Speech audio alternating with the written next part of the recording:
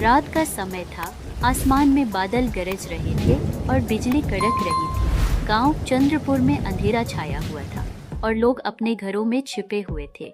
यह बारिश की रात थी और गांव के बुजुर्गों का कहना था कि इस रात पुराने कुएं के पास जाना बेहद खतरनाक है।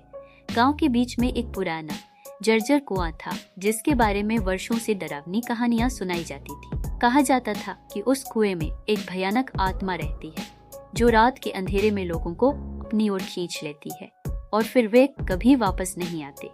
गांव के बुजुर्ग हमेशा चेतावनी देते थे, बारिश की रात में कुएं के पास मत जाओ, वहां जो भी जाता है लौटकर नहीं आता।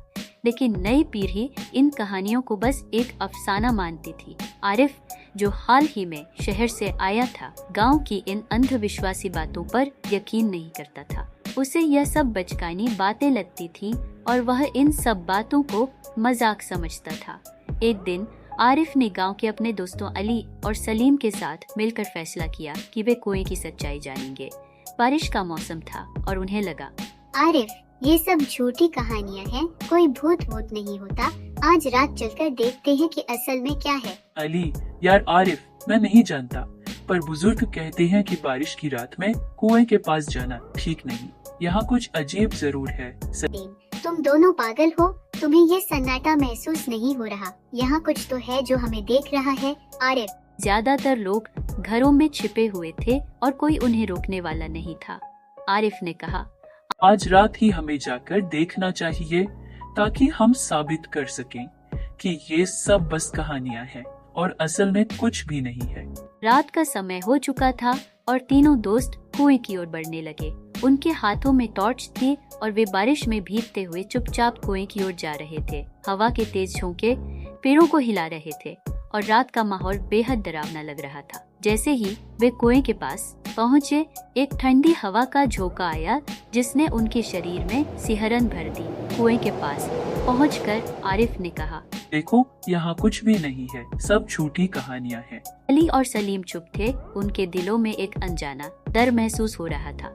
कुएं की गहराई में कुछ अजीब सा एहसास हो रहा था, लेकिन आरिफ ने हंसते हुए उस डर को नजरअंदाज कर दिया। अचानक कुएं से धीमी धीमी सरसराहट की आवाज आने लगी, जैसे कोई बहुत करीब हो और उन्हें बुला रहा हो। आरिफ ने कुएं के किनारे झांका और नीचे कुएं से हाथ निकलकर आरिफ की कलाई पकड़ता है। आरिफ चिल्लाता है, बचाओ बचाओ, ये क्या हो रहा है? अली डरते हुए, यार, यहाँ सच में कुछ है, हमें फौरन यहाँ से निकलना चाहिए। सलीम घबराए हुए, नहीं, हम आरिफ को ऐसे छोड़कर नहीं जा सकते। लेकिन ये साया, ये कौन है?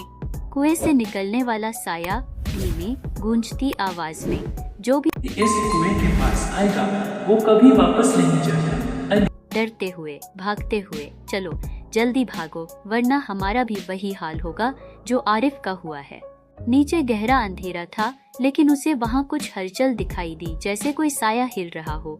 तभी अचानक कुएं के अंदर से एक ठंडा और चमकता हुआ हाथ बाहर निकला और उसने आरिफ की कलाई पकड़ ली। आरिफ जोर से चिल्लाया, बचाओ, लेकिन उसकी आवाज हवा में गुम हो गई।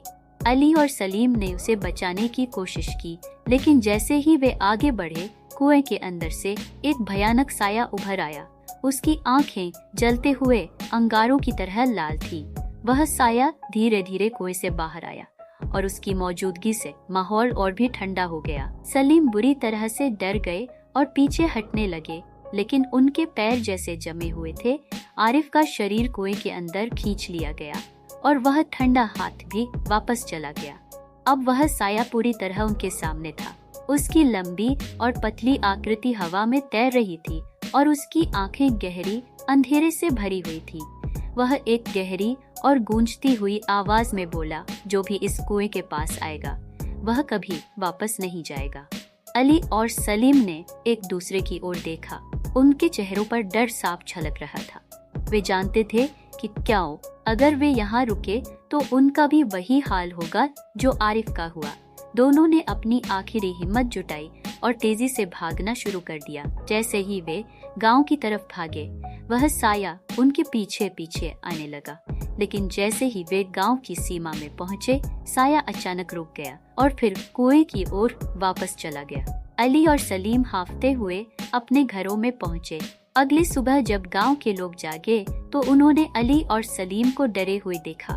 दोनों ने गांव वालों को कुएं की कहानी बताई, लेकिन किसी ने उनकी बात पर यकीन नहीं किया। हालांकि आरिफ कभी वापस नहीं आया और उसके गायब होने का राज कोई नहीं जान सका। उस रात के बाद चंद्रपुर के लोग और भी ज्यादा डर गए।